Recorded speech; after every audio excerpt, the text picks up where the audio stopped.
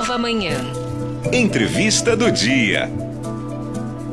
Em ano de eleição, as pesquisas têm protagonismo importante, mas elas sempre são colocadas em dúvida e agora ainda mais com o advento de redes sociais, fake news, milícias digitais, grupos de ódio. Quem vai abordar o assunto agora ao vivo com a gente, online, é o Peter Abreu, diretor do IPEP Pesquisas e também da ABR Inteligência, assim como diretor da Associação Brasileira de Consultores Políticos. Bom dia, Peter, tudo bem? Bom dia, Marcelo. Bom dia, Lilian. Bom dia. Peter, vamos lá.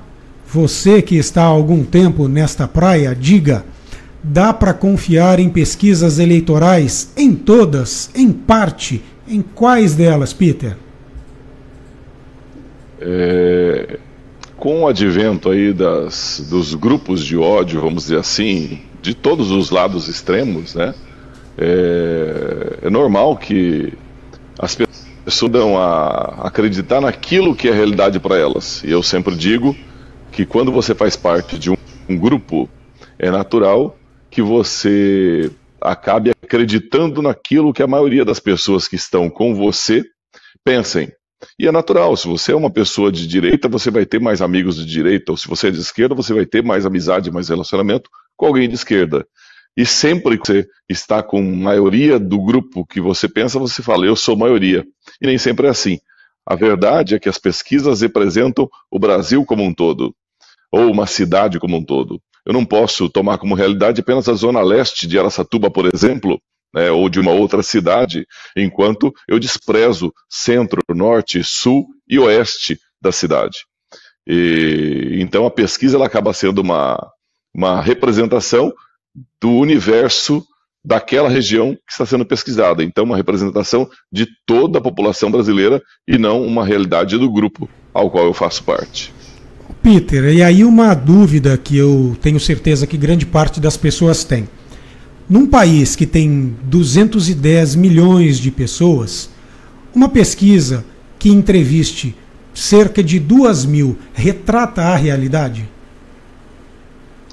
Esse é um dado estatístico, técnico.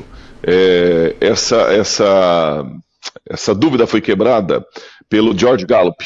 O Gallup foi um dos primeiros institutos norte-americanos e numa eleição ele, contra um jornal famoso nos Estados Unidos, eles fizeram, usando metodologia científica aplicada à pesquisa de opinião pública, 2.000 entrevistas, contra 120 mil entrevistas de um outro jornal. No final, o jornal errou por 20%, enquanto ele acertou com uma margem de erro de 2%, o resultado eleitoral. O segredo está na distribuição correta da amostra, é o que eu digo. Então, 2.000 pesquisas vai dar uma margem de erro de aproximadamente 2%, desde que a distribuição da amostra seja correta. E como que é essa distribuição correta? Quando vocês falam, vamos entrevistar 2.000 pessoas e aí sai distribuindo esses pesquisadores, de que forma, né, quantitativa, vamos dizer assim? Isso, nós temos que selecionar os estados todos, distribuir o número de amostra correto ao número de eleitores que cada estado representa. Então, se eu tenho um estado que representa apenas 2% da população, eu só vou colocar 2% dessas entrevistas desse estado. Um estado que tem 22%, como por exemplo é o caso do estado de São Paulo, 22% das entrevistas estarão concentradas nesse estado. E assim por diante. Distribuindo a amostra dessa forma, nós teremos aproximação com uma margem de erro e com um intervalo de confiança que geralmente é utilizado de 95% para essa amostra. Agora, vale lembrar também que quando eu seleciono um estado, eu não posso fazer a pesquisa apenas na capital ou apenas numa região do estado. Eu também tenho que dividir essas entrevistas dentro do estado. Lembrando, por exemplo, o estado de São Paulo, nós temos 48% de eleitores na região metropolitana paulista e 52% no interior. Então eu tenho que dividir dessa forma também. Jogar 48% das entrevistas na região metropolitana e 52% no interior paulista. Peter, o seu instituto, ele deve ser contratado por partidos políticos, correto? Sim. E aí, quando você faz a pesquisa e, de repente, o partido político ele não entende como positivo o resultado para ele, ele tem a opção de não divulgar a pesquisa, mesmo estando ela registrada no TRE, e ele tem como não, o cidadão tem como ter acesso a pesquisas que não são divulgadas.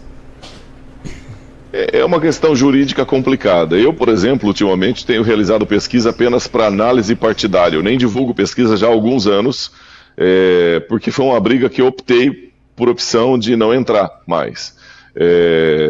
Só que existe muito questionamento.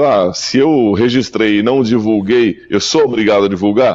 Não sei, é uma questão até jurídica. De repente eu registrei e no meio dela eu verifiquei que não era interessante para mim e optei por abortar. Mas vale ressaltar, é importante que a gente fique de olho. Às vezes, uma pesquisa contratada e registrada por um partido vai dar o candidato daquele partido da frente. Então, eu prefiro confiar nas pesquisas que são contratadas por veículos sérios de comunicação. Peter, essas entrevistas, elas são por telefone, são pessoalmente, hoje online? São. Hoje em dia, muitos institutos trabalham pessoalmente, outros telefônicas e outros até híbridas. A pesquisa online, ela não tem tanta credibilidade, volto a falar, porque na pesquisa online você não tem a representação correta de toda a população brasileira. Por exemplo, se eu tenho um candidato que está melhor ou que tem mais público online, é natural que a pesquisa online vá dar esse candidato na frente. Tá? E se eu tenho um candidato que tem maior público na periferia, que não tem acesso às redes sociais ou não estão presentes na internet, ele não vai aparecer. Entendi. Perfeito. E Peter, além da intenção de voto, no caso especificamente das pesquisas eleitorais, o que elas podem demonstrar e o que deve ser levado em conta por candidatos e eleitores? Existem outras situações que são tão importantes quanto a própria intenção de voto? Eu sempre digo que o que mais vale analisar numa pesquisa é a pesquisa de opinião espontânea. A espontânea, ela reflete aquele voto já cristalizado, e mesmo esse voto ainda pode ser mudado de acordo com as informações que chegam à mente do eleitor. A pesquisa estimulada, eu costumo dizer que ela é uma pesquisa por exclusão. Ou seja, o candidato não tem o voto definido, você apresenta um cardápio com... O candidato não, o eleitor. Você apresenta um cardápio com diversos candidatos e fala, e desses aqui, em qual você vota? E aí alguns institutos ficam insistindo para que ele opte por um daqueles. É natural que você vai começar a descartar. Esse eu não conheço, esse aqui eu não tenho informação, esse eu nunca vi. Esse aqui eu já acho que de todos esse é o melhor. Mas não é uma definição. Então vale ressaltar que a pesquisa mais correta a ser analisada agora é a pesquisa espontânea. Outra coisa, eu sempre digo para os meus clientes e para quem me pergunta, nesse momento o que importa numa pesquisa são os índices de intenção de votos. É mais importante saber o que o eleitor espera, o que ele precisa, o que ele necessita e o que ele deseja. Com essas informações em mãos, tanto os partidos como os candidatos podem criar projetos, propostas que venham a atender essas expectativas e necessidades do eleitor. E isso pode fazer grande diferença na hora de pedir o voto, que só vai ser naquele momento final da campanha, nos 45 dias antes do processo eleitoral. Ok. Gostaria de finalizar te perguntando o seguinte. Eu imagino que sempre tenha havido dúvida e algum receio em relação às pesquisas. Hoje, está pior ou melhor do que quando você começou a atuar nessa área?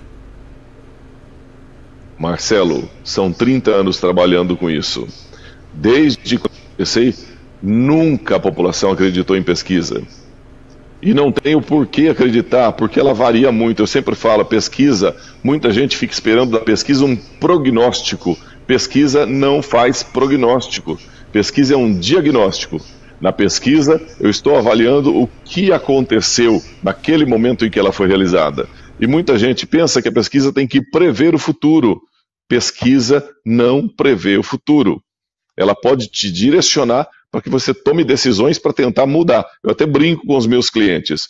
Eu não faço pesquisa para prever resultado de eleição. Eu faço pesquisa para tentar mudar o resultado de eleições.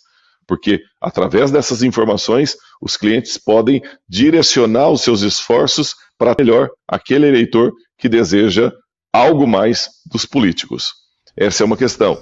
E a outra questão, 90% dos eleitores acreditam naquilo que é a realidade para eles. Então não adianta eu chegar em alguém de extrema direita ou de extrema esquerda e falar, o resultado é esse. Ele não vai acreditar. Ele vai acreditar naquele sentimento, naquela emoção que ele tem do momento. É mesmo para você, eu não sei, eu sou São Paulino. Todo ano eu acho que São Paulo vai ser campeão, e não adianta o pessoal falar, não vai ser. Eu estou achando que ele vai ser campeão, entendeu? Então, pesquisa isso também. As pessoas não acreditam. Entendo. E as pesquisas, elas podem acontecer até quando? Qual perto da eleição?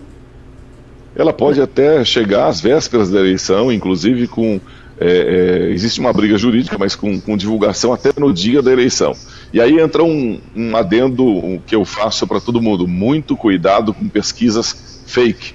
Infelizmente, existem empresas que conseguem até registrar, e no registro você coloca lá todo o histórico de como ela foi realizada, parece até que é verdade, mas ela reflete algo totalmente distorcido. Isso tem feito cada dia mais as pessoas acreditarem ainda menos em pesquisa, certo? Então, muito cuidado. Pesquisa que vale mesmo, e eu falo para todo mundo, ela é aquela pesquisa feita após as eleições, a pesquisa boca de urna. Essa daí vai ter muita dificuldade de se ter erro, a não ser que seja um erro de metodologia mesmo, porque eu entrevistei o eleitor que já votou. Quando a gente faz uma pesquisa, eu lembro também, cada ano que passa, nós temos hoje um atraso maior na decisão do voto. O eleitor, cada ano, está ficando mais procrastinador. Nós temos eleições passadas, por exemplo, 15% dos eleitores definiram o voto na última semana. Então não tem como uma pesquisa prever um resultado desse, porque se o eleitor definiu naquela semana, ele pode ter tido uma opinião diferente que foi retratada na pesquisa da semana anterior. Bom saber. Perfeito. Peter, eu acredito que a gente vai te chamar outras vezes aqui, embora eu saiba que o seu tempo vai ser cada vez mais complicado de você arrumar um tempinho na agenda, né? Porque ano de eleição geral vai ter bastante trabalho, né? De qualquer forma, muito obrigado pela sua participação. Bom trabalho aí, bom dia. Eu agradeço a você, Marcelo, a você, Lília, e a todos os ouvintes da Nova Manhã. Obrigada, um abraço.